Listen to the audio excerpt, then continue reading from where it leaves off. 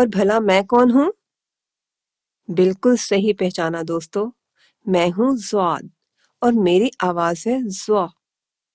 بچوں، آج میں آپ کو کچھ بہت ہی کام کی باتیں بتاؤں گی، اور ہاں، آج میں آپ کو کچھ ایسی چیزوں کے بارے میں بتاؤں گی جو ضاد سے بنتے ہیں۔ تو سب سے پہلے ان سے ملیے۔ ضاد سے ضعیف۔ ارے بچوں، جب انسان بہت بوڑھا ہو جاتا ہے تو اسے ضعیف کہتے ہیں۔ یہ ہے ضعیف۔ یہ دادا جان ہیں۔ میں اپنے دادا جان کا بہت خیال رکھتی ہوں۔ دادا جان بھی مجھ سے بہت پیار کرتے ہیں، اور وہ پڑھائی میں میری مدد بھی کرتے ہیں۔ دوستو، ہمیں ضعیف لوگوں کا بہت خیال رکھنا چاہیے اور ان کے کاموں میں ان کی مدد بھی کرنی چاہیے۔ اور بھلا یہ کیا ہے؟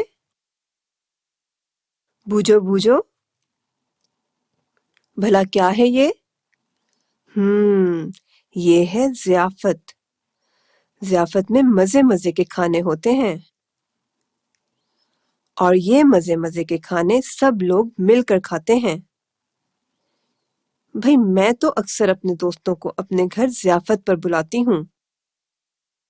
تو اب ذرا ان سے ملیے، یہ ہے ضرب۔ آپ نے میتھ کی کتابوں میں ضرب کو تو ضرور دیکھا ہوگا۔ ارے بچوں، ضرب ایک بہت ہی کمال کی چیز ہے۔ بھلا وہ کیسے؟ بتاؤں؟ نہیں جناب، ابھی نہیں بتاؤں گی۔ ضرب کے بارے میں تو میں آپ کو اگلی جماعت میں بتاؤں گی۔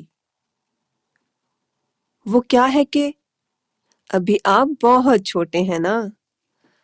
اچھا، اب ذرا میرا ایک کام تو کرو، ذرا اپنی 2 انگلیوں سے ضرب کا نشان بنا کر تو دکھاؤ۔ ارے بھائی ایسے، ضاد ض ضرب۔